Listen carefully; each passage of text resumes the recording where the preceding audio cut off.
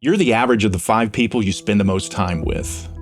That's a quote from Jim Rohn. He's an entrepreneur and an author and a motivational speaker for the 1980s.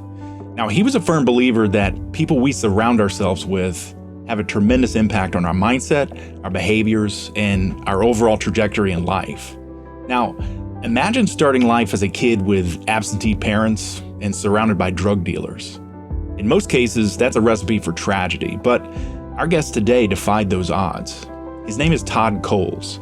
He's a man whose life was transformed from a high school dropout with no prospects to an architect in the world of data and AI. His story is a testament to the powerful influence of mentors and an unbreakable human spirit. But how did he break free from the chains of his past? Most people believe that success is an easy path just paved by privilege, but Todd's story reveals a different truth.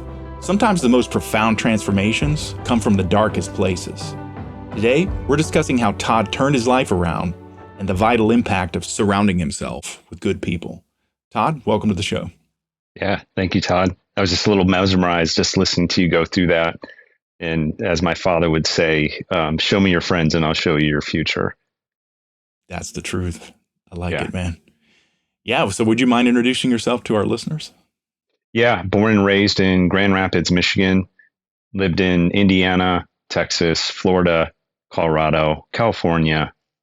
Yeah, so traveled around, graduated with my undergrad from Central Michigan, went on to do my master's at Boston University, and veteran, served in the Air Force, and have spent a long time originally in cleared environments, just working within and on cleared networks, and eventually stepping into the consulting space. In those cleared spaces, I learned VMware, and I focused on it, and it sort of I rode that wave all the way into EMC, where I was on a team called the V Specialists. And that was kind of our main mission, to espouse the virtues of VMware with EMC.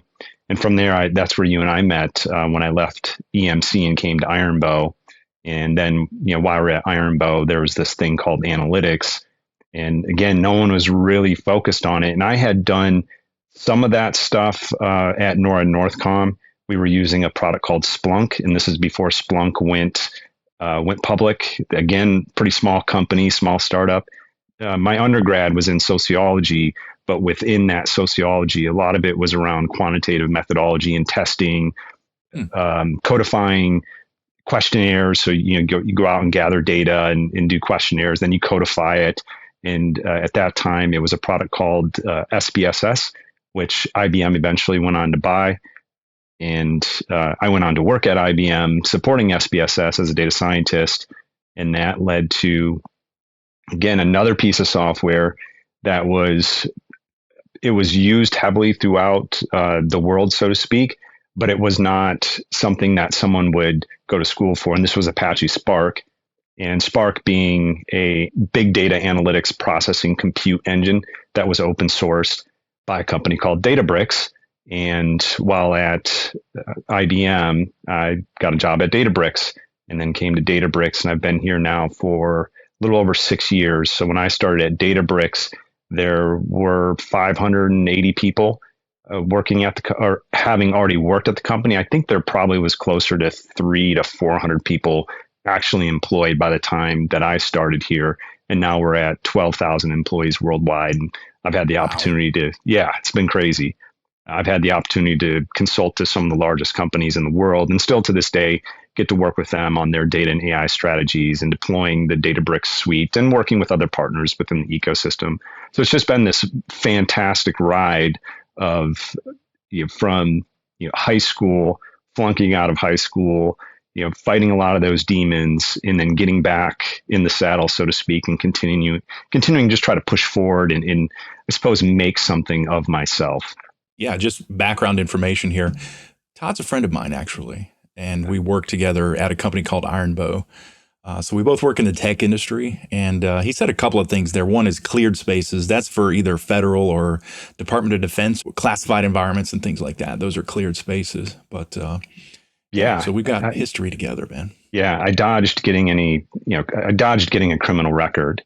And when you go into the military, a lot of the, I would say, younger kids now, but when you would go in, if you didn't have a criminal record, there were good chances you were going to get cleared. You're going to start getting clearances, and that's what happened for me. So I was working on ATC communications and ended up at Travis Air Force Base, which Travis Air Force Base was part of WADS, which is the Western Area Defense.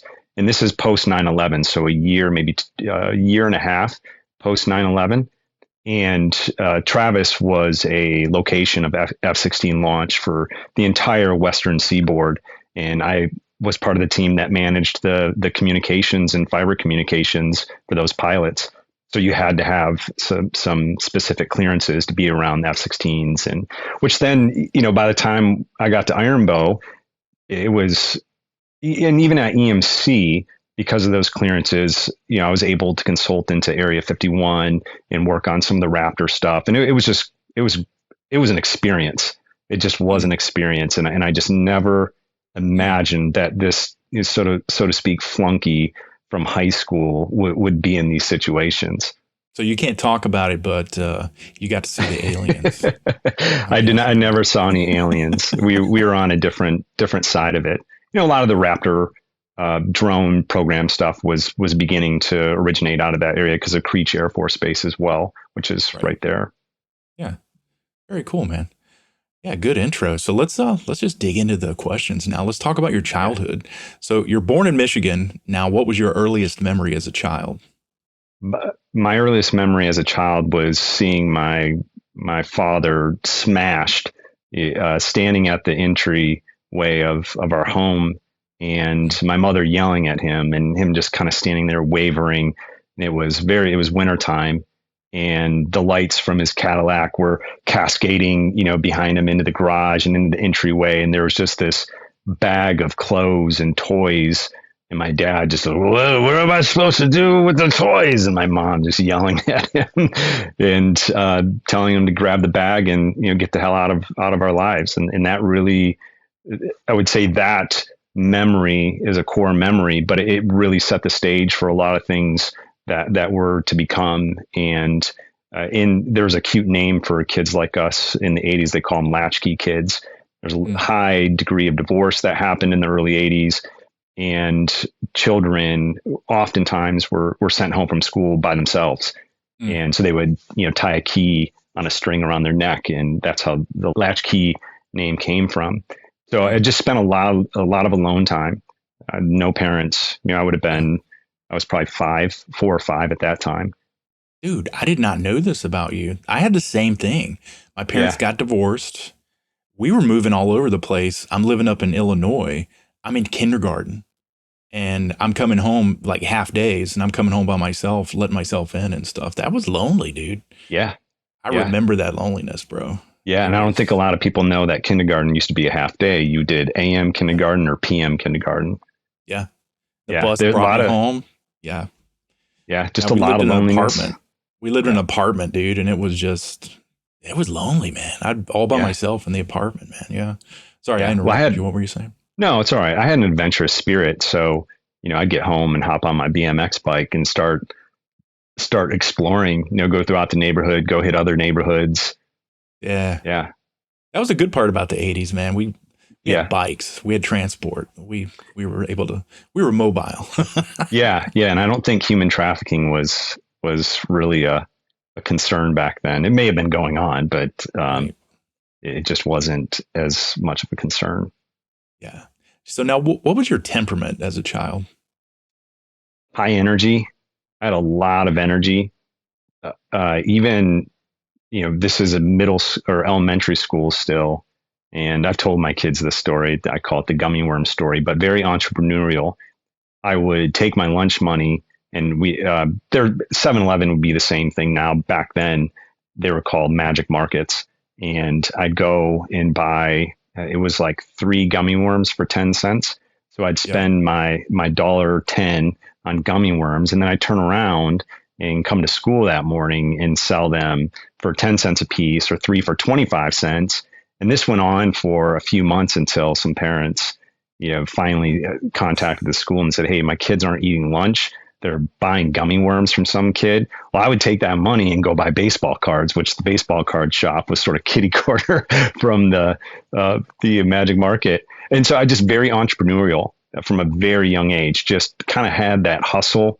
And nothing was handed to me, even at a young age. And I think if I wanted something, I had to work for it. Man, that's wild, dude. So now, can you share any stories from childhood that maybe foreshadowed things to come in later life?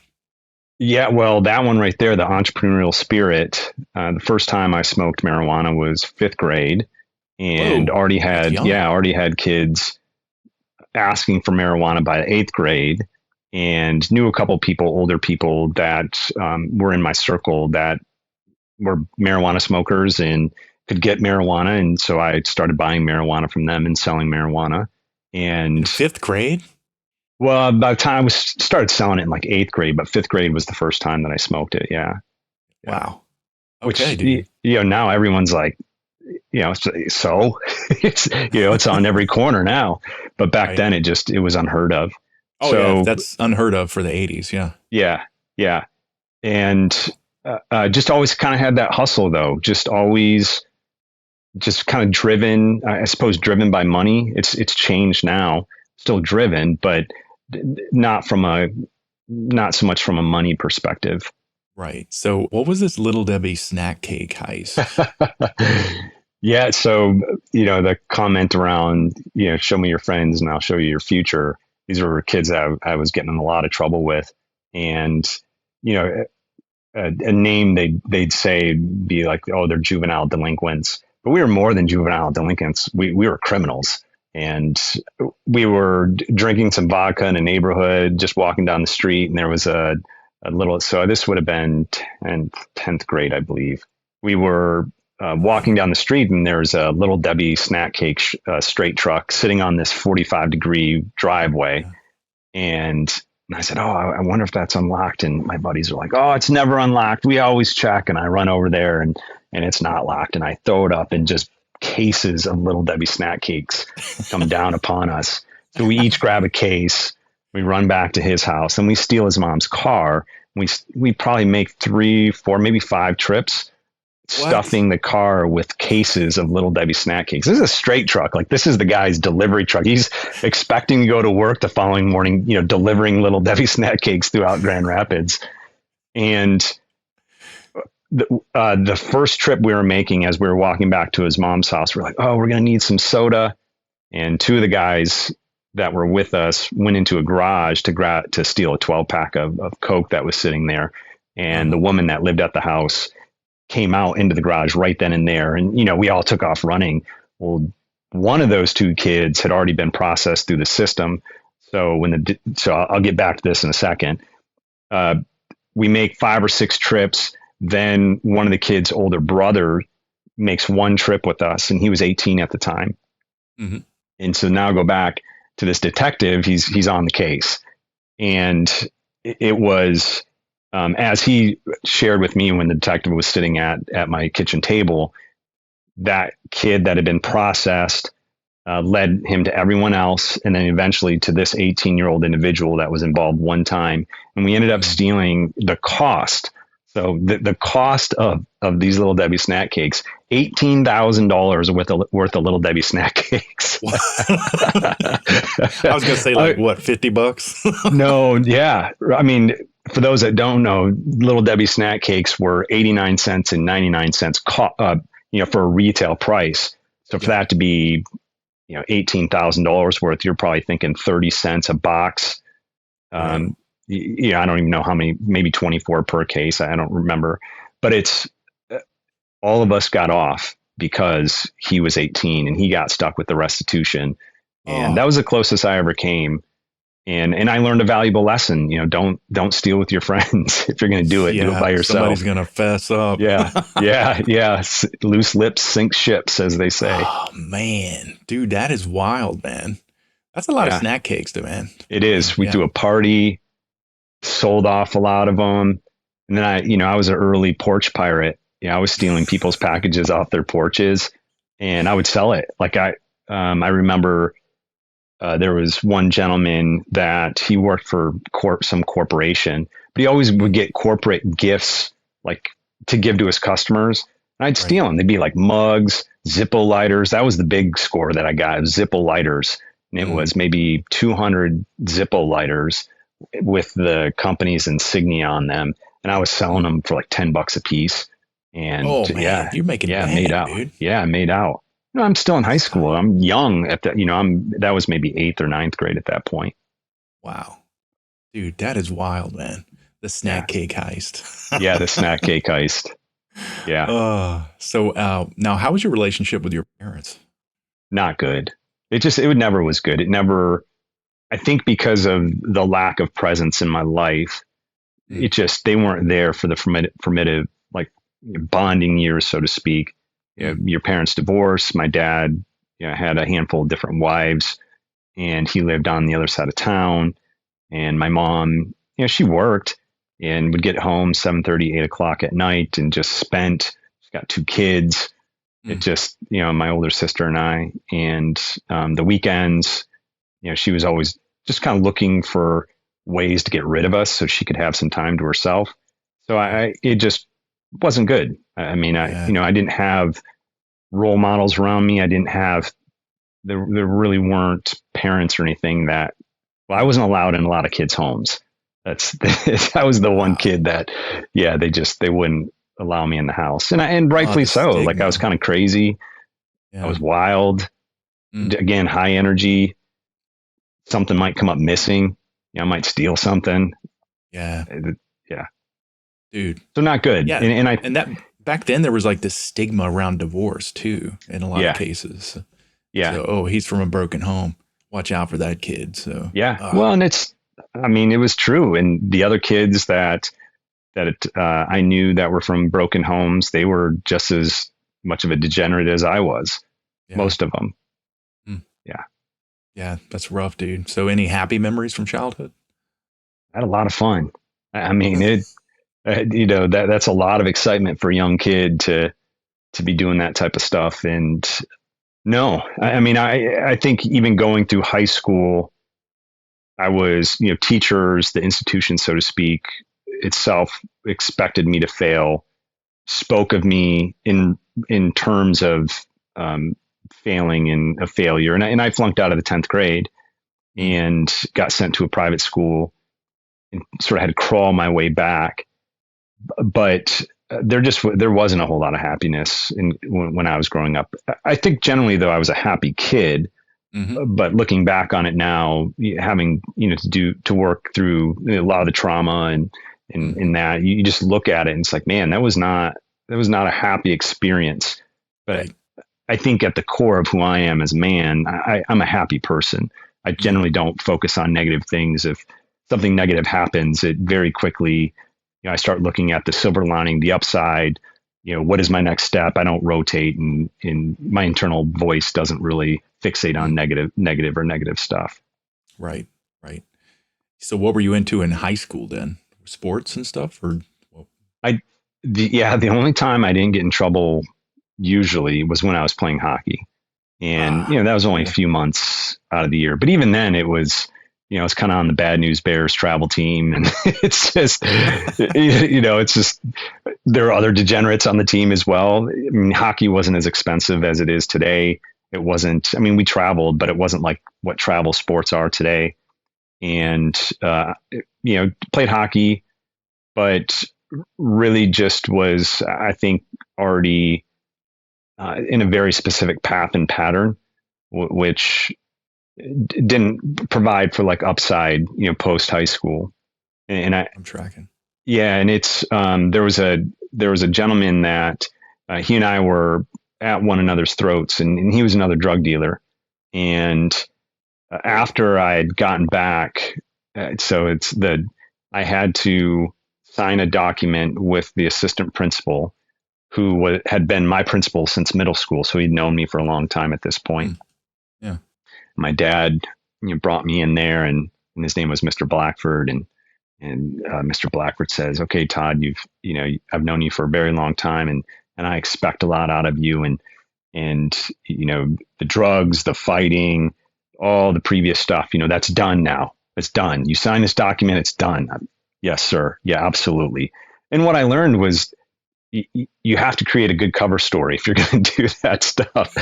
and I did. I got into, at the time, Nancy Reagan had the DARE program. So I'd go into middle schools and elementary schools and talk about the hazards and dangers of drugs while I'm back at my old private school in the parking lot selling drugs to these private school kids. Oh, yeah.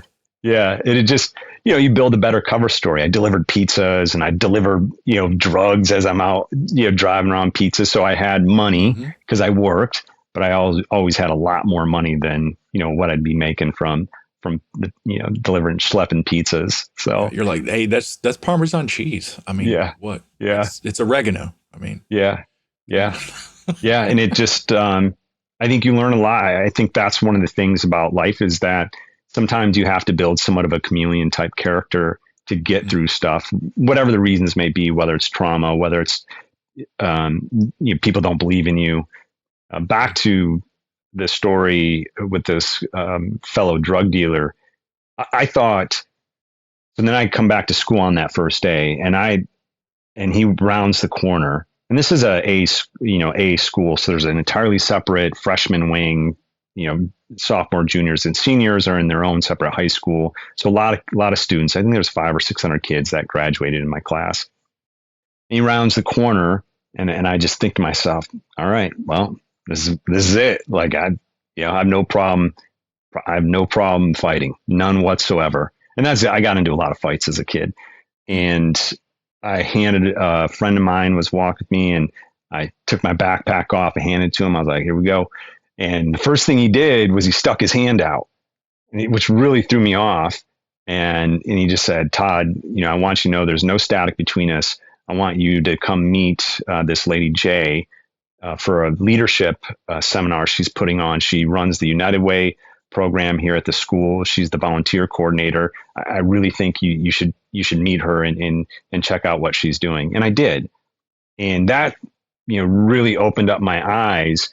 I remember that there was this exercise that we did, and there was 5 or 6 of us sitting at the table, and you couldn't speak. That was part. You could not speak. You had to read the directions, and there was something you had to do together as a team. And I read it and was like, and just started directing everyone, and we finished the project. And she, came over to me afterwards and just engaged me, and it really started this relationship where I really started to heal through the process of volunteering and serving other people, and my relationship with her, and then eventually her family and her husband, and they stepped in. I mean, it was the first time that I felt loved in my entire life. I was 16 or 17 by this time. Yeah. And it's, they're angels to me because there was no one in my path that was going to provide positive reinforcement, provide positive input for me to go on to that next stage of my life. And to this day, they're still critical in my success in my life. And so them as mentors, and it's just been everything to me. And they're so deflective about stuff like that. They're so humble. The husband, Jack, retired UPS driver, one of the greatest dudes in the world. And she was a volunteer coordinator, and she spent her entire life and still spends her life serving people. Yeah. Interestingly, is that 4, I might be getting this number wrong, but 4 of her children of the 5 went on to get Division I scholarships in athletics. I mean, just beasts of athletes. And she ended up suing the state of Michigan, Title 18, I think it is, for equality for women's sports, because at that time, the women's sports teams always had the worst practice times, always had to defer to the men's teams for, the arenas and pools and that stuff. So brought about equality in that fashion. Yeah. She spent her entire life serving people. And that was a really, really good lesson for me to witness, to start to learn. And it opened up the door for me because when I was graduating from high school, when I graduated from high school, my GPA was 2.33. And when I came back as a junior, because I had to repeat 10th grade, so when I got sent away, I was repeating 10th grade. I think I came back, my GPA was 1.7. It's like, yeah, you needed, I think, a 2.0 to graduate. Yeah. And Holy Cross, which is in South Bend, Indiana, they had something called the conditional acceptance program, where they would take you in, and you had to go during the summers when your classes started. So that program started 4 days after I graduated from high school. But the lead nun of the school contacted Jay and had about an hour and a half discussion, and they took a huge risk on me. But it opened up everything in the importance of education and in learning, the process of learning. And I think that's what college is about. It's, I'm getting a degree in biology, I'm going pre-med, I'm going pre-law, I'm going computer science. Really, it's a development process to help you understand what a litmus is and what the litmus looks like for things you're looking at, information you're interpreting, and to start to open you up to a career field that you might be interested in. And for me, it was just about learning. I would go, I didn't have any friends when I was down there. So the Holy Cross students at the time had unabridged access to the Notre Dame campus. And it was, if you wanted to go to Notre Dame, you could do 2 years at Holy Cross, and your chances of getting into Notre Dame, provided you perform at Holy Cross, were pretty good, because all the brothers of Notre Dame taught at Holy Cross. So there's this whole kind of connection between the two schools. Nice. Way beyond the movie Rudy. Like, that's most people attribute it to Rudy, but there's this huge connection between the two schools. And I would go to the library, and I would just pick a floor, and then I'd walk, and just almost seemed like miles and miles and miles of book rows, sort of dimly lit, no one in there. And I would just walk down an aisle, pull a book out, and start reading. And it was just this, like, I was like, man, all this knowledge is at my fingertips. Part of me is like, why didn't I do this when I was in high school? But it just became the process of learning, the challenge that it puts in front of you. It opened up a whole new world to me that I wasn't aware of, prior to. Nice, dude. That is tight, man. So that was an eventful childhood. So let's switch over to talk about college. Can you talk about your college experience? Yeah, it was great. I really enjoyed college, and so much so that I did 5 years of it. And it was, back to the entrepreneurial stuff. I started a student newspaper that was I used as a tool to bring and highlight some of the violence that was happening within the fraternity system. Got a fraternity kicked off a campus, and that led to numerous fraternities being removed, and for sexual assault. And I was it sort of was a hard charger, like, the pen is mightier than the sword, so to speak. And loved research, loved math, just trigonometry. I didn't do calculus. At that point, I hadn't done calculus, but I was doing a lot of, algebra, trigonometry, and then all my stats stuff, and would use a lot of that learning and understanding within the articles that I was publishing. And it really, like, the quantitative aspects of data. So this is, really generating data for analysis and learning how to do that essentially by hand, and then building out a testing methodology within a piece of software it foreshadowed everything that was going to come. Like, I couldn't see it back then, because really going into the Air Force, my brother was in the Air Force, it was my only option. And I think that's, these types of opportunities at the time don't seem like it's this isn't what I want to do, but it's the only thing I can do. But in reality, in the rear view, you look at it and you go, that's literally what needed to happen in my life, because it, again, opened up another world of opportunities for me. And really, it's like getting my, two things out of that from college. I didn't go in as an officer. I wanted to become an officer, but I still had I had been in college for so long that I no longer could get financial student aid. There's a window that you can get it, and I think it's 5 years. It's like, after that, you can't. We're not giving you any more money, kid.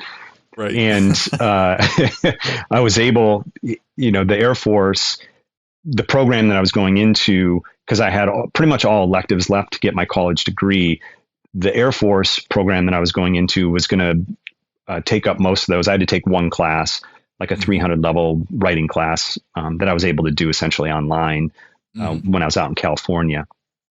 So it helped me finish that last semester of college. It gave me these government clearances that I later would end up using in my IT career. And it gave me some odd $1,000 for my master's, the GI Bill, which at the time I was like, I am never going back to school again. I'm so done. But then, there I was. And it also, I spent a year and a half in Iraq working in an environment out there. And that exposed me to people that would then contribute to my success at Boston University. So I start to look at, this path that I've walked, and it really comes down to, these mentors entering into my life and having a mentor or finding someone that can be your mentor. A lot more of it has to do with how you're going to receive it. Sometimes they're not going to, maybe in movies, it's like they put their arm around you and they're all, hey buddy, I got you. And that's not what it is at all. It's a lot of times it's for you to sit there and listen. Listen to them share their experiences, listen to them, because what they're speaking about is wisdom, and you can take that and apply it in your own life. In Iraq, I was doing support for the L&O cell, which was the lead cell for the special operations. And, they would build packages and give them to Petraeus, and Petraeus would, authorize the target, that sort of stuff. And I remember sitting there and,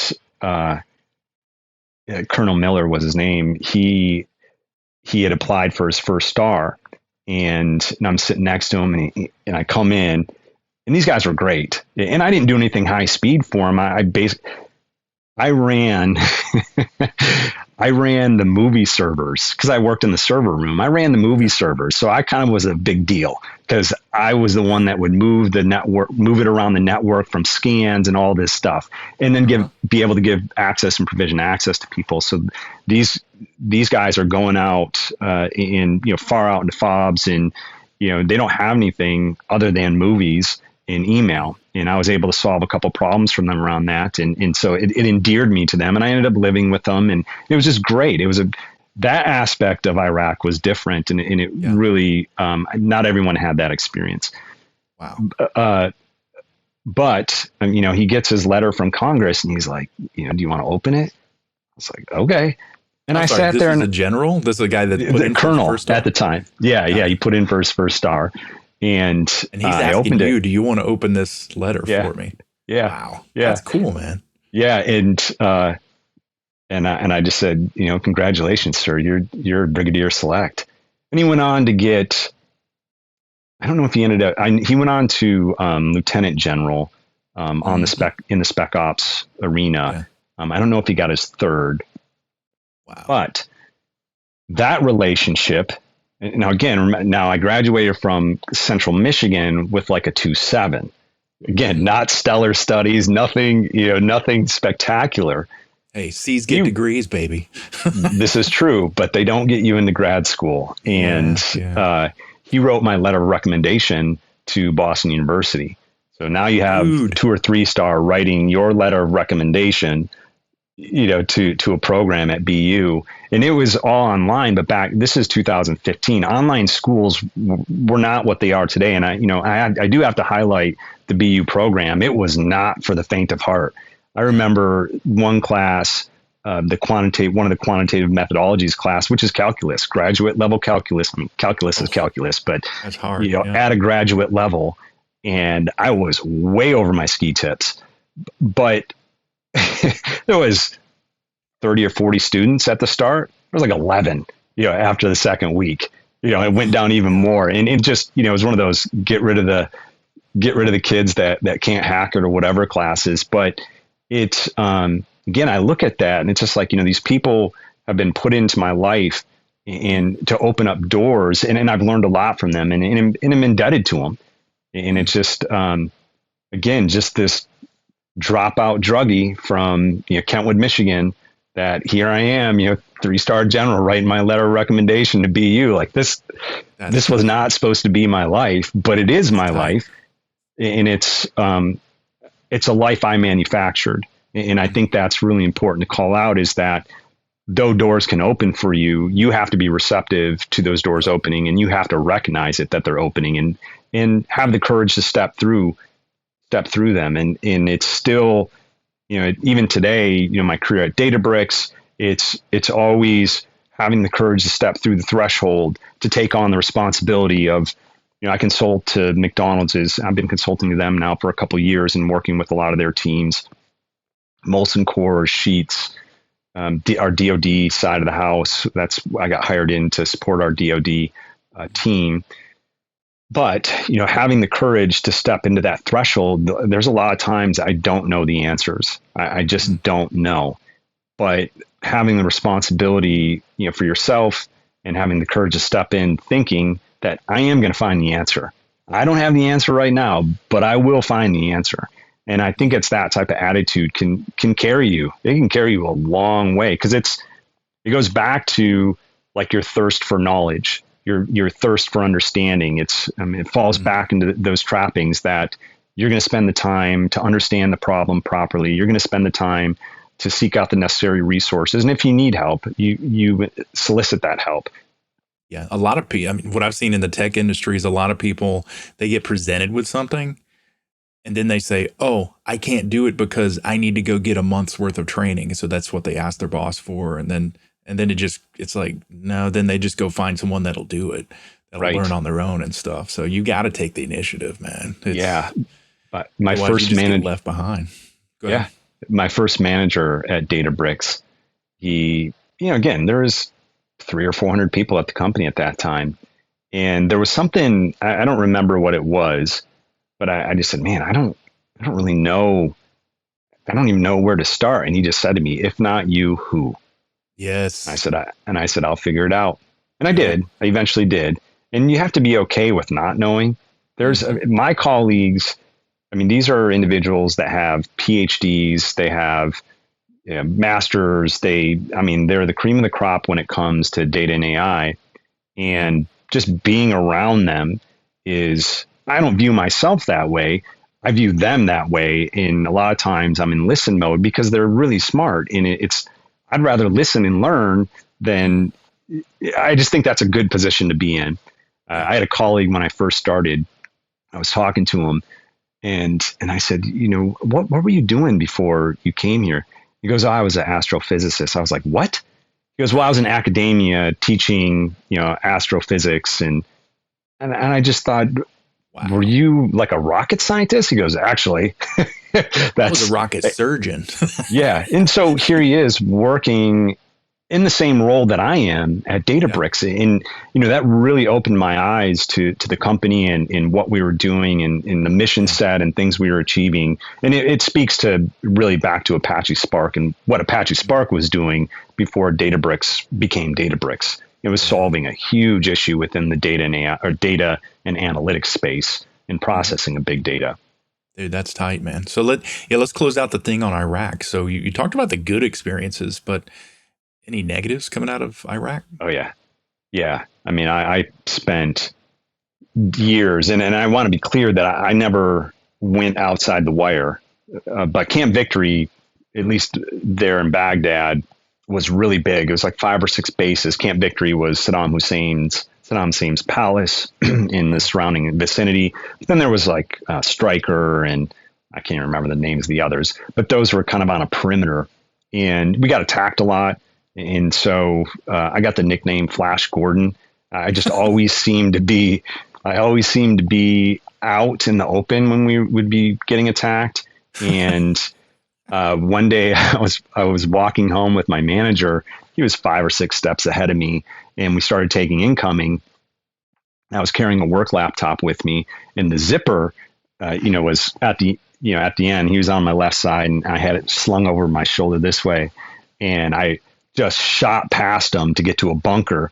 And he shows up like 10 seconds later, coughing, puffing, and he's like holding his elbow, and he's like, dude, It's like, you're Flash Gordon. He goes, you ran by me so fast, your laptop bag zipper cut my elbow. And he shows it to me. It's like a slice on him. Oh, that's funny. Yeah, but we got attacked a lot. So where the SF team was stationed in vicinity to everything else was Route Irish, which when I was there, so Baghdad became the murder capital of the world while I was there. But then Route Irish, there was a Iraqi police post just on the other side. And yeah, I mean, every night you just hear the 50 cal just start lighting up, whop, whop, whop, whop, whop, whop, whop, whop, whop, whop, and attacks. And it took a long time, to deal with the PTSD. I mean, there were times when I was living in Colorado Springs. I remember I'd come to in the middle of the night. I'd be in the middle of my hallway on the ground with my 9mm on the phone with 911, and like would just kind of come back into existence almost. And I would hear the operator going, "It's okay, sir. It's okay. This happens all the time." And I'd be talking about, there's a gunfight. I'm armed. I'm ready. And those types of things, they're really damaging to the brain. And it took a long time, a lot of aggression, a lot of anger, which I'm a happy person. My default before I went was, happy, and I still am, but it just took a long time to heal and to get through that stuff. And my friends too. I mean, guys that I still speak with that were over there with me. I mean, same thing for them. I was they have the CRAM, this device. So the CRAM is they designed for boats. It has azimuth, tracks things. So incoming objects, the CRAM tracks it, fires depleted uranium shells in its path, and it has a timed detonation on it, and they explode in the path of the incoming, which if it has a GPS circuit, it's going to short circuit it. And that's the principle behind it. Mm-hmm. They had them throughout Camp Victory, because that's where Petraeus lived, was on Camp Victory. And where I worked in the palace. So the server rooms and the cleared spaces were deep in sort of the annals of the palace. And I was working nights, and the palace it's this long bridge. Like there's sentries, there's a sentry point to get onto the bridge. And then the bridge is, I don't know how long, 100 yards, maybe a little bit longer. And it's Saddam Hussein. He had depleted the entire farmlands within Iraq to build his palace lakes. These weren't ponds, these were lakes. So Iraq used to be green, and he circumvented all that water to build his lakes throughout his palace grounds. Whoa. Beyond palatial. Like, it was difficult to understand. Like, he had different palaces that he would visit within his palace kingdom, so to speak. His sons had their own palace, and all of them had massive lakes because he was a big sportsman. Back again, where the SF, where we were, he had his skeet shooting trap zone right there. So it was like, it's just crazy. But anyway, he stocked these lakes with snook. He was a big snook fisherman in arapaimas, which, if you don't know what an arapaima is, after this you can Google that. I mean, they're vicious fish, but they're also a protected species. And he had maybe 50 to 100 of them in this main lake that surrounded the palace. And all of us, Chow Hall was on the other side of that sentry point. And when we'd be coming back from like breakfast, lunch, or dinner, the fish would start kind of pulling up, and you'd throw apples, Fruit Loops, whatever. These fish were 6 feet long. And so one night I'm headed to night chow, and the sirens start going off and for incoming. And the incoming sirens, there's a geometry associated with it, that there's, what they're doing is that if this siren's going off, it's within, a circular radius that it's predicted to land. And they started going off, and I was maybe middle of the bridge, and they had this saying, put your dick in the dirt. That's what they told us when we were going. Yep. And it's, if you're laying down on the ground and there's a blast, if it doesn't hit you right in the middle of the crack, you're going to live. And it's a 45-degree blast radius that comes off of it. So if you're laying down, it goes this way, right? If you're standing up, you're gonna get cut in half. Yeah. And sirens go off, hit the deck, and the CRAM starts firing. And I look up and there's a perfect capital J just hovering right over my head, which that means this is where the incoming's coming. It tracked it right over my head in a perfect capital J. And I'd never seen that before. I'd seen it fired numerous times. I'd been around when it fired. Perfect capital J. And inside my head, I just heard this voice just go, run. And I got up and I started running, and everything started to explode around me. It's the one time in my life I beat a brother in a race. He peeled off and went to the right, and I kept heading straight towards the palace, which, Saddam Hussein's palace, this was his entrance in receiving courtyard, so to speak, for dignitaries. And someone had told me it was the most expensive onyx in the world. It had been mined from Italy. It was this deep black with this very iridescent aqua veining throughout it. So the entire parquet floor was made of it. And then the front fascia of the palace was made of it as well. And it probably shot up, I don't know, 150 feet. I mean, it was opulent. And it had concrete barriers, so you couldn't drive onto it or anything. Everything's exploding, and I can hear the shrapnel hitting the concrete, ricocheting, and everything's orange. So that whole parquet lights up orange, and I can feel the heat from everything exploding on the back of my neck. And like a scene out of Jason Bourne, I just crest over these barriers running, and I make it to the entrance, and there's 10, maybe 15 uniformed people there. They start touching me.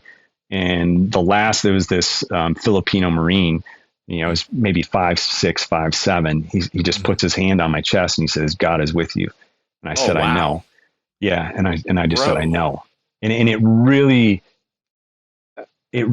brought back into focus, and I call that the J story, because it really, I've come to know that was Jesus protecting me, and God said, "Get up and run." I mean, I would have taken one to the keister had I stayed there. Dude. So it just from that, kind of demarcates my life at that point, that, going through what I went through growing up, coming through that experience, you really start to feel that you're meant for something. And to me now, as a single father, my job as a single father has been to become the father that I didn't have, and to slay, so to speak, a lot of those generational curses that my father put in front of me. He was an alcoholic. He wasn't present. And when he was in the same room with me, he just, hung over. He wasn't a mean drunk, but he wasn't present, and didn't take a leadership life in my role or aspect or role in my life. And with my children, it's the exact opposite of that, I do things to become the father that I didn't have. And I think that, goes all the way back to that J story, and starts to propel me forward into where I'm at now. Right. So you're a man of faith as well. So that's good to hear. That didn't do it. There were other, I think to me, a relationship with Jesus is about learning how to love yourself, which in turn, you love your neighbor. And those are the types of teachings that I started to predicate my life on. And really, I mean, it is for me, to establish my boundaries, respect for myself. And when people violate those boundaries, it's like, look, we don't need to do this. There's no reason for us to be around one another. It's all good. Like, there's no hate here. Yeah. And it's interesting that you say that, learning to love yourself, because you and I I'll talk to you more about it offline, but we've got some parallel paths here, man. Yeah. I've learned now later in life from a psychologist that when your family breaks up and you're a little kid, it's like death to you. So it just feels like death, and you feel like it's your fault. And so then for the rest of your life, until you can get some help with it, you really hate yourself. There's this self-loathing that takes place. And yeah, dude. So it's interesting that you say that, learning to love yourself, because Well, I think as a young man, it kind of comes off as like a peacocking aspect of whatever you're doing. Arrogance, you don't have the wisdom to understand Hmm. that, what you're investing in is of low value. And a lot of it, you're investing in it because you don't understand your value. And again, back to Jesus and, his gospels, understanding what he was expecting of us, serving one another, loving your neighbor. And those are the things that really help reinforce love for yourself. And learning how to love yourself is a long process, especially coming from a trauma background. You don't feel like you're worthy of it. You don't feel that people should be investing in you. And I mean, all those things. And to get through it it's a journey. It is a Yes. journey. For me, one of the most helpful things that happened was I spent a lot of time visioning in my head me as this man that I am today, going back to the young boy that I was back then. I mean, just visualizing my house, the front door, where I would have been standing, visualizing me as a young boy looking up at me as a man, and me as a man looking at the young boy and just saying, it's going to be okay. You are going to make it, and it Bro, just, all those dude. things. Yeah. Yes. We have not talked about this beforehand. Yeah. I'm being Right. taken through the same stuff, dude. Mm-hmm. That stuff is Yeah. so helpful, man. I'm sorry to interrupt you, but No, you don't. I got a little choked up when you think about it, because it's deep. It's yeah, deep. You're a dude. father, and it's just like you have this different marrow about, Hmm. internally when you have children, and Hmm. especially a son and daughter too, that your love is really deep, and Oh yeah. your love is deep. And, when you're thinking about yourself as this young boy, it's, Hmm. it's like your love is going back in time and extending that love back to that young boy, saying it's going to be okay. You're going to be Yes. supported. It's going to be okay. And you can't see that. You just Yeah. can't see it when you're that young age. No. And I know God has a larger purpose for me, and I think I'm living that purpose. I think, Hmm. it doesn't mean I was going to become a great CEO of, a startup that I had. It doesn't mean any of that stuff. It means that I've been given the opportunity to reinvest in my Hmm. children like my father did not invest in them. So it's really a Right. healing process as well, except when I'm yelling at them. Sometimes these kids, man, it's Yeah. like, do you know what I had to go through to do this? Like, it's Right. like, no, they don't. They don't have any idea. You're yelling at yourself right now. They're not even listening That's to you. that's so right, man. Yeah. I've been there, Yeah. dude. So Yeah. yeah, this psychologist that I'm working with, he talks about reparenting. So the stuff you're talking about, yeah, man, you're going back and working with that 5-year-old self that's Yeah. Is hurting. that And what it's called? things Reparenting? that's one of the words he used, and Okay. I've read it in other places as well. But it's a word that they use. But man, Yeah. it's so true. You have to, dude. I'm getting tingly just thinking about it because when I go back and remember some negative memories, or if I'm having a negative response to something now, there is a technique that I follow that I've been taught to reparent myself, and it's just a soothing technique, just to talk to that 5-year-old boy and go, you know what? I'm here. Yeah. I'm not going Yeah. anywhere. And Yeah. And it's like, oof, that's it's powerful, dude. interesting. We have two voices. We have our internal voice and talk track that speaks to us in our conscious. And then Yep. we have this external voice that everyone else hears and interfaces with. Hmm. And, trauma has a way of manipulating that internal voice. And Hmm. there's really, like, you can step into social media and how social media is impacting this internal mechanism and voice that our young people are being exposed to, the standards. And I don't want to be too conspiratorial or anything, but I think what we're witnessing now is a massive misunderstanding of the value of human life, and a lot of it has to do with, our young generation being exposed to first person shooter games. Yeah. Latchkey kids, parents weren't around, or single parent homes. They play these games, and a lot of blood, a lot of just violence, and then they come out into this world, and Yeah. it's like, I'm not pointing fingers at games or anything, but it's just like, it's this internal voice that has been manipulated to Hmm. think that there's a really low threshold for other humans. Yeah. And it's just really sad because, you know, our world and who we are to one another could be a lot better if we would just accept our own responsibility in it, in our internal voice and how it's speaking. Like road rage. That's a good one. It's super easy. I always viewed like driving as a microcosm of like who we are to one another, because you're encased in this, piece of aluminum or steel. Mm-hmm. No one's going to talk to you about anything.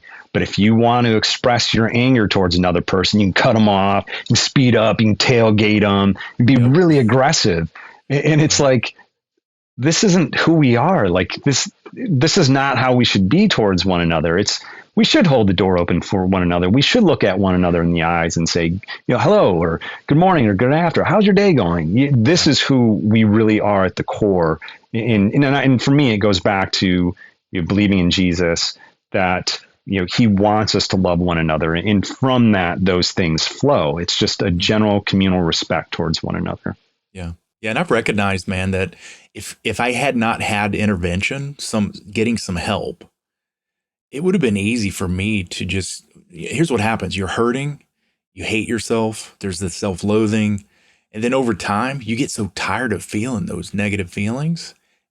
And that's how people become, sociopaths, or they get violent. So that could easily have been me. And so I'm so thankful that I got the interventions, man. I mean, it wasn't anything major. It wasn't like a whole group of people sat down with me, but over time I just came to the realization, you know what? And there were people that mentored me over my life, and those were inflection points and I can see where God was he was stepping in and making those inflection points for me. So I'm thankful for that. So, yeah. And I think I think every person has that path available to them if they can, crawl out of some of their stuff. It's, if you're in the pits, it's not going to happen. You have to have some self-motivation. You have to create the positive self-talk in your head to do something, to take some sort of action, whether it is to seek out therapy, whether it is to confide in someone how you've been feeling. Yeah. Yeah. I mean, I'm from the mountains of North Carolina, and there's just this cycle of poverty and drugs, violence, crime. And I don't look at the people stuck in those cycles in my family. I'm not looking at them going, oh, poor you, because in every case, I'm looking where they made choices to embrace it. You know what I mean? Yeah.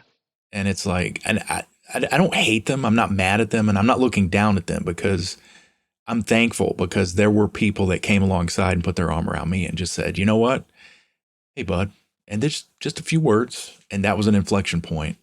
But I did have to make a choice to accept what they said. You know what I mean? Right. There's an acceptance of it. And I can see in many of the cases where they had those choices and they chose to perpetuate it, man. So it's easy. And that's an easy path, right? It's just accepting your lot in life, so to speak, that accepting this is the way things are, that, and then you get bitter.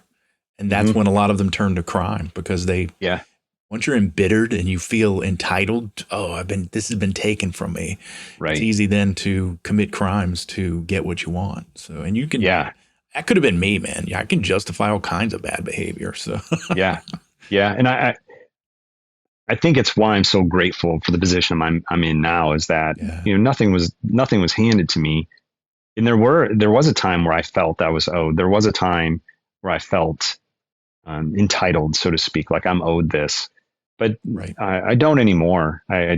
Anything that I have or obtain, it's just by the grace of God, so to speak. I shouldn't say so to speak, by the grace of God, but also very humbled in all of that it could just be gone. All this could be done, and humbled for every day that I'm given. Dude, that's so true, man. Thanks for sharing that, man. So let's talk about the tech industry and AI. So what was your path into the tech industry? It started in the Air Force, right? Yeah. So back then, so this is pre XP. Windows XP, yeah. Yeah, so it would have been like NT, Windows NT. So that precipitated XP.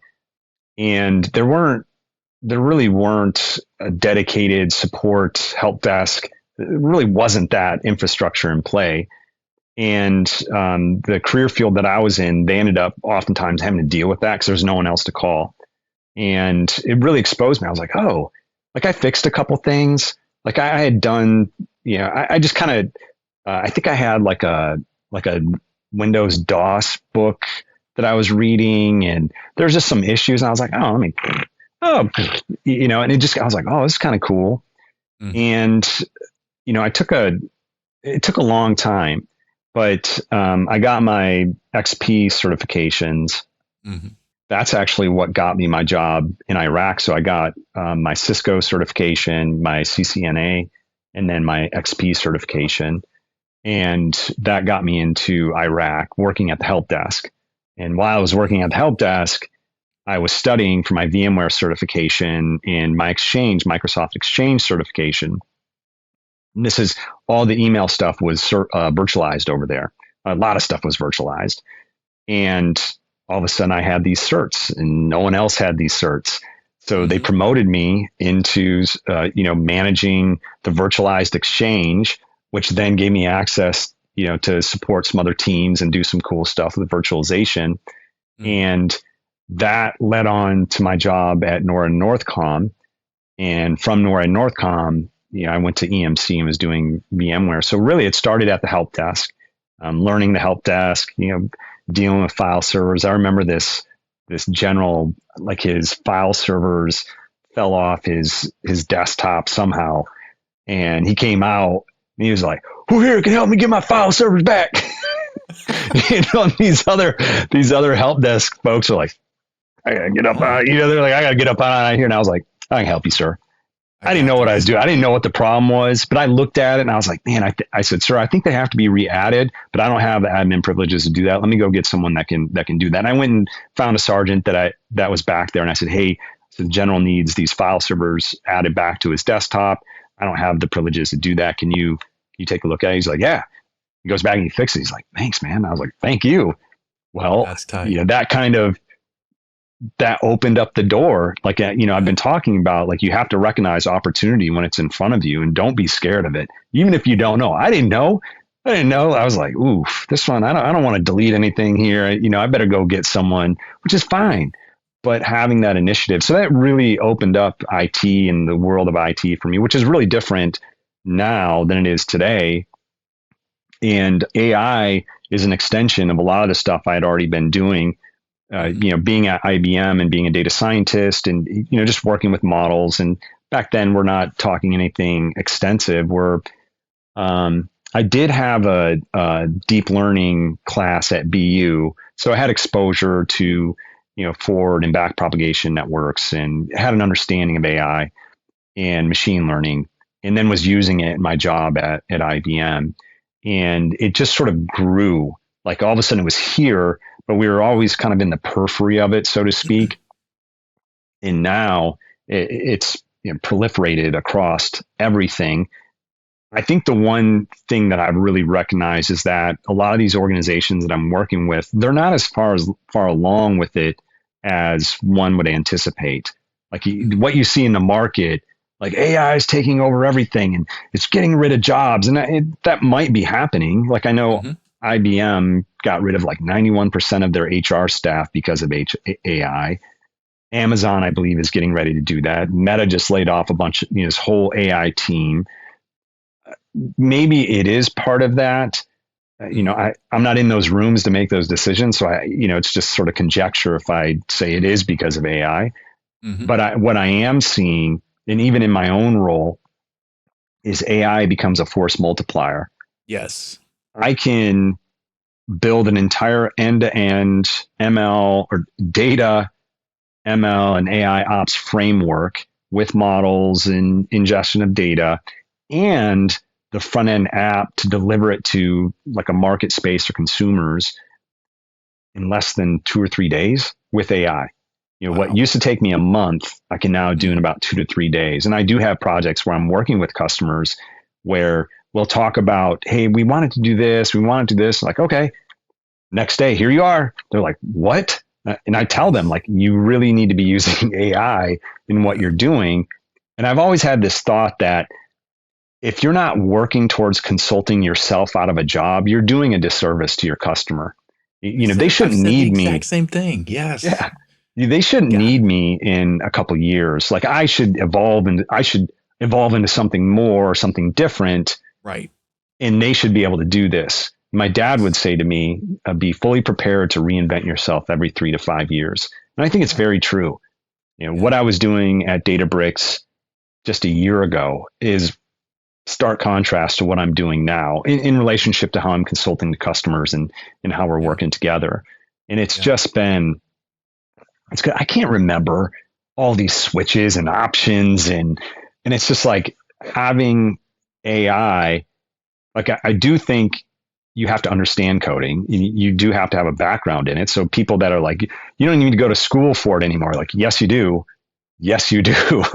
Because you need to be able to read what it's doing and go, hey, that's not what I'm talking about there. There should be a couple options that need to be called that do this. And then go, oh, yeah, great idea. That's, it always responds back, oh, yeah, that's a great idea. And he's like, yeah, it's a great idea. I gave you that idea. Like you kind of poke at the AI a little bit. So I think, and again, I was never a high speed programmer. I was always able to do enough to get by. And like at BU, we didn't, there may have been one class in Python, but the rest was in R, which is a primarily statistics focused programming language.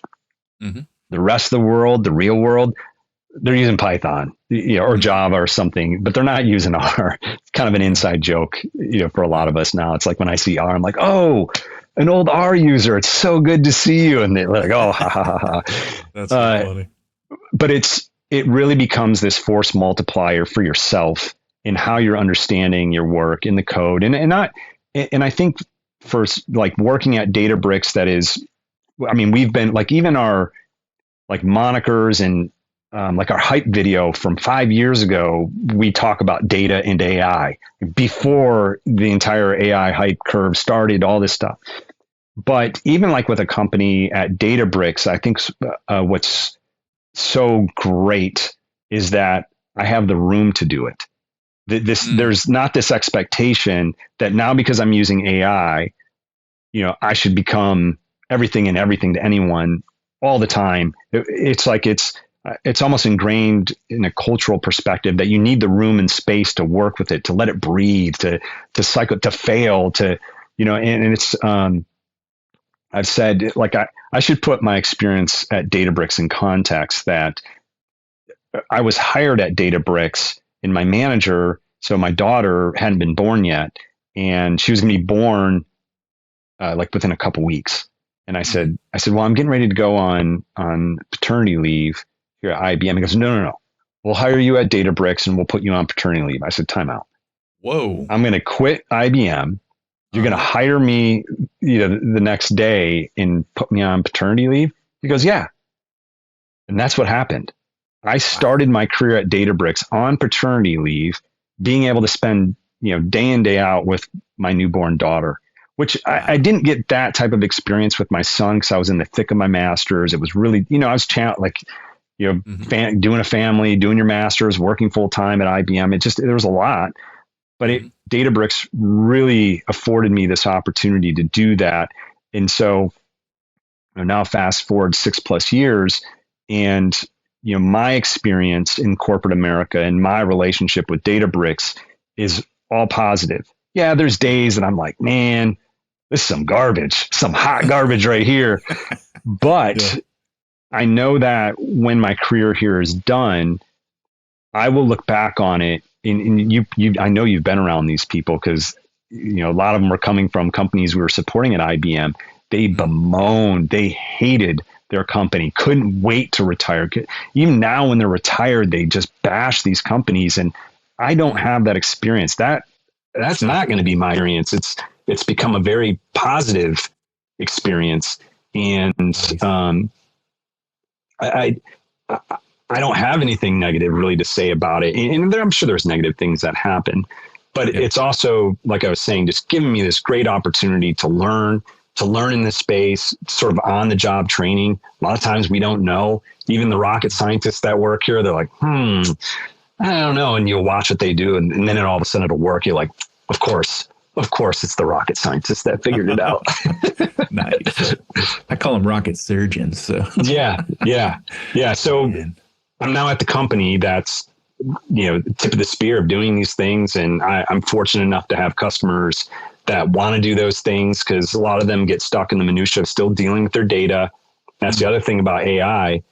You can AI all you want, but if your data is garbage and you don't have a process to deal with it, to normalize it in certain ways, you're going to get left behind. And, Garbage in, garbage out. So yeah, it's still true. It is still true.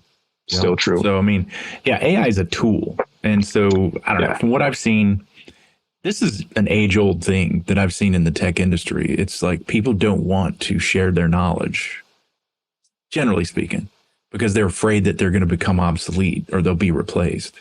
Yeah. And you see that everywhere in the tech industry. It's like, hey, you're doing this manual process over and over again. Why don't you just do this and be done with it?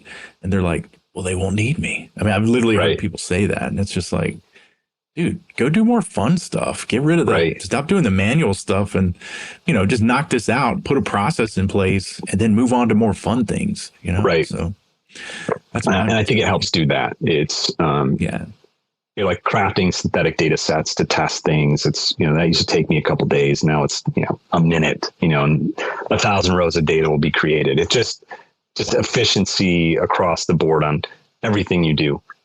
And I think the learning, and that's the other aspect of it, is that if you don't understand something that it did or it wrote or it spat out, you can ask.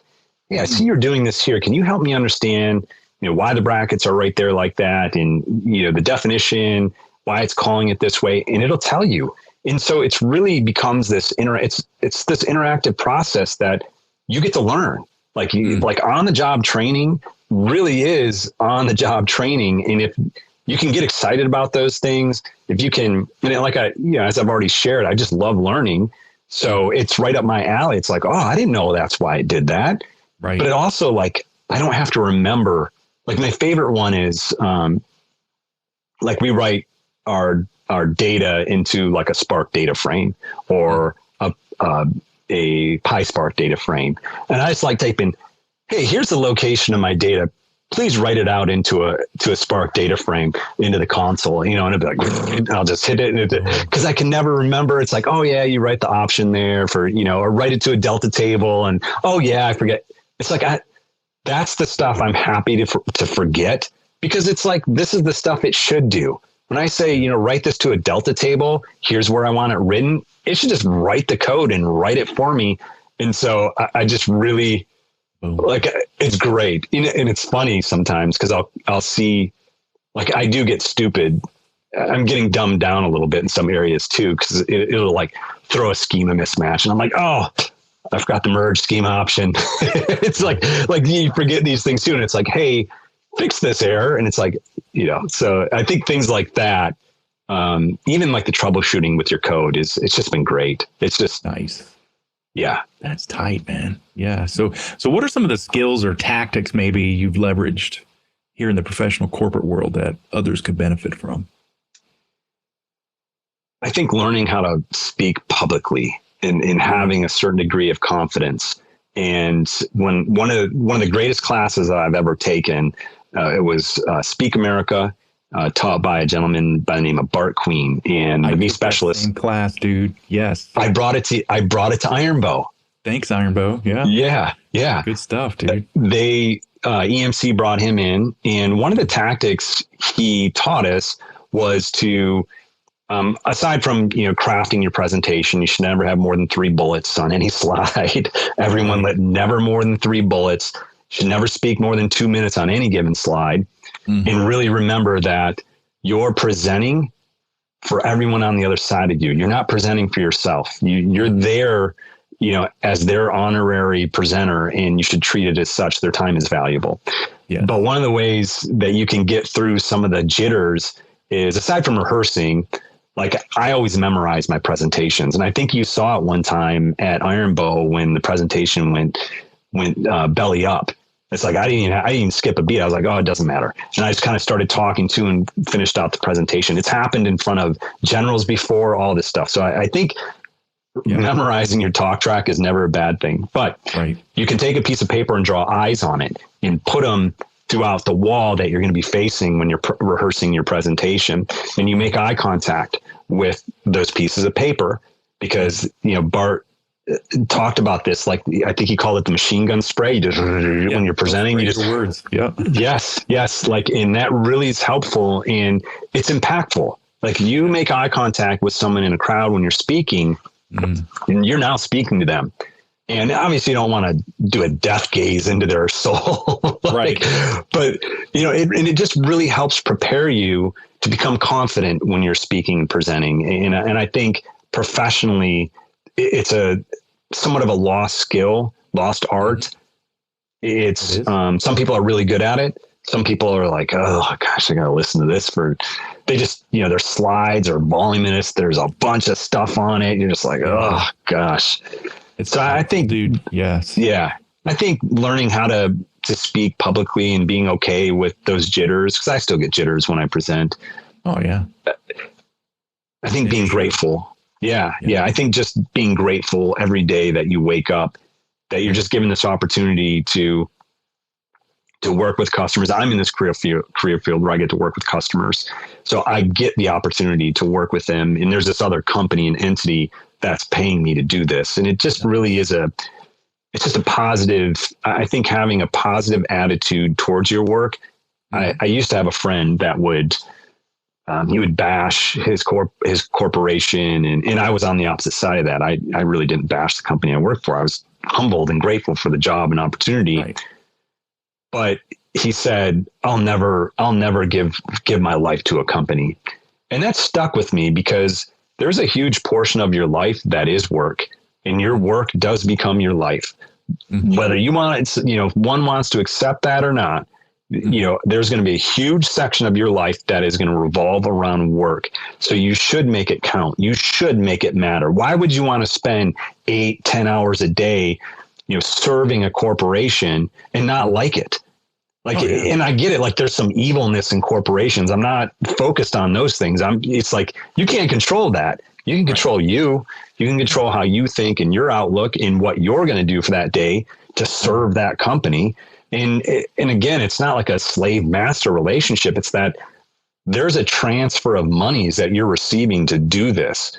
That's, and what are you going to do to earn that today? And you have to do that Monday, Tuesday, Wednesday. Like, I'll end up putting in hours this weekend. I had a bunch of stuff go on this week, and I headed, so I consult the sheets as well. And we're a great customer, love talking to them, love learning, about what they're doing and how we're able to help them. But I'm presenting to them on Tuesday, and I think I'm maybe an eighth through my presentation. I got to build a couple demos. It just, that's the nature of the beast sometimes. Yeah. That's not every week. It's not even every month that I have to do that. So I think even then it's like, I have to do that this weekend, but I'm not angry. There's no vinegar flowing around it because it's like, oh, okay. You get to. Yes, you're right. You get to, but 4, maybe 5 times a year, this ends up happening. It's not that big a deal because guess what? In 2 weeks, I can put in for a week off and I can go steelhead fishing for an entire week. Right? It's it's okay. So I think in the professional sense, just having a little bit degree of aperture change on how you're viewing your work. And it's not the evil empire that you make it out to be. There certainly can be, like, folks at AWS this week may not feel that way, or Meta may not feel that way. They just had a huge outage this week. It's impacted everyone. Right. So yeah. Right. Wow. And there was, response individuals that probably stayed up for 5 days straight troubleshooting that. It's always DNS. It's always DNS. DNS. Yep. Yeah. But your work is what you make of it. And I think you said it earlier, if you don't like it, then it's up to you to make a change. It's up to you to invest in yourself, to learn a skill set, to do something differently, and then go out into the marketplace and see if you can catch a fish that's going to bring you on doing it. And I think that's the beautiful thing about America and capitalism and, these things is that you can do that. Like you can invest in yourself and then capitalize on that investment in yourself and translate it into more money. Like it's just, yes. Yeah. It's an agency. You have agency. Yes. You have the providence to make a you have the ability to act and to create change in your own life. Yeah. Go ahead. What were you saying? Well, I was going to say, back to our days in Iron Bow, like before I was there, they weren't focused on Splunk. They didn't want, like, no one wanted to sell Splunk. And I lobbied for 6-7 months to bring on Splunk as a partner. And then once, they were like, oh, wait, this does analytics. Like, yes, this is what we've been telling you. This is literally, and then they started to learn about it. They took it upon themselves to learn about the product. And then like, oh, I can sell this and make money. It's like, yes. And it drives hardware. It's like the customer is going to need, compute, and they're going to need storage and, all those things. And they're like, oh, well, I don't know why we weren't doing this all along. It's like, of course. So, but I think it's, seeing opportunity. I had another friend that would say, see a problem, fix a problem. He said that a lot. See a problem, fix a problem. And it just speaks to utility, where you can operate and where you can add value to, whether it's small business. It doesn't always have to be a corporation. Truth. So good stuff, man. So is there any takeaways you'd like to leave with the audience here? I think, well, Todd, I appreciate the opportunity just to share. I don't know your full viewership or folks that are going to view this, but I really appreciate the opportunity to share. I think, I'm going through a season in life where now I have a little bit of wisdom.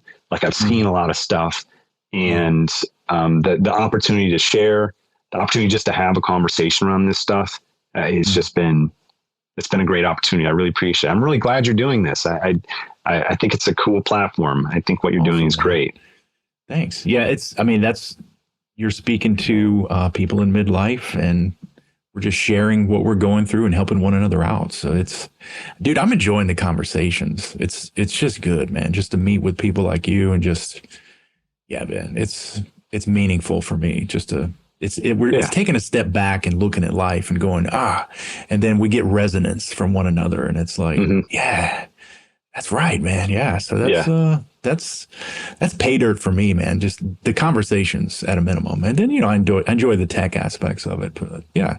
Dude, thanks for coming on, man. Yeah, absolutely. Thank you for having me. But yeah, so where can people find you? Where should they connect with you? I think just my LinkedIn. I don't have a big online presence. I am on LinkedIn, but and I'll put a link in the description to Todd Cowles' LinkedIn profile.